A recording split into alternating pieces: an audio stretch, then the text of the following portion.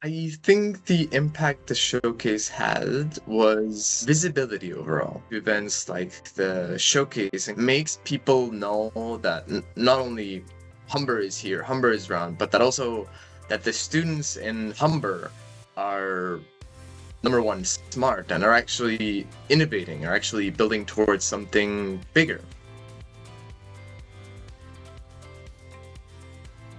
My name is Soni Patel. I was a student of the Electronics Engineering Technology program. I am part of Dr. Maryam Davoudpour's projects. So specifically, I'm part of the e-textiles project, which is focused on fabricating e-textiles for biopotential monitoring. My name is Salvador. I'm a mechatronics engineering student at Humber Polytechnic, and I work as a part of Dr. Maryam's lab on e-textiles. We're trying to create a device that would help with muscle monitoring as well as stimulation. This is supposed to be helpful in the ICU for patients with ICU-acquired weakness.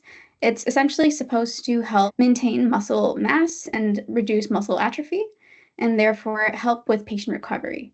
And it's a lot more comfortable and just a better alternative than what is currently being used. The part that excites me the most is that I'm able to combine both electronics and biomedical sciences together. I've always had a passion for biomedical science, so it was always something that I wanted to do something behind the scenes where you can create something that helps people. But I didn't really want to work with patients directly, so I think this was kind of like the best of both worlds.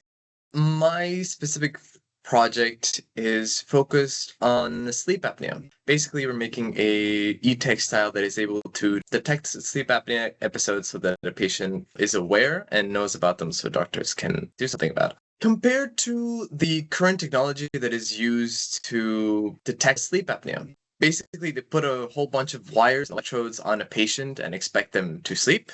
So in contrast to that, what we've made is more like a wearable. It's a little bit like a vest that contains all these sensors that are able to detect how a person breathes. So we're able to also detect when the person stops breathing. Recently, we went to a sleep lab for the first time to test our actual prototype. Fortunately, we got a fair amount of success. It was able to detect breathing and detect signals pretty nicely. When I first went to the sleep lab, if I'm completely honest, I was really nervous.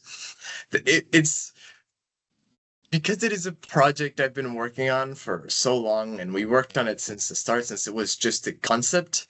It was this idea of, oh, it's finally time, and of course there's a lot of nerves. I remember when I first stepped into the sleep lab, at that moment I was like, okay, this is serious. What we are building here at Humber at the lab is something that is contributing, that can make an impact in people's lives.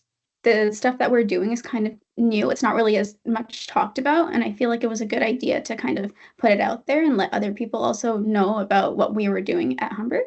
So one of our students does a lot of 3D printing, and we brought like a whole binder full of 3D printed textiles and just different things that we've created here at Humber. And so a lot of people were really interested in looking through the binder and getting more of an idea of how we can use 3D printing to create e-textiles, which I think is kind of something new. Like it's not something that you see a lot on the internet. So I think a lot of people enjoyed the stuff that we presented. They were really intrigued and wanted to learn more, and they had a lot of questions. So that was really nice.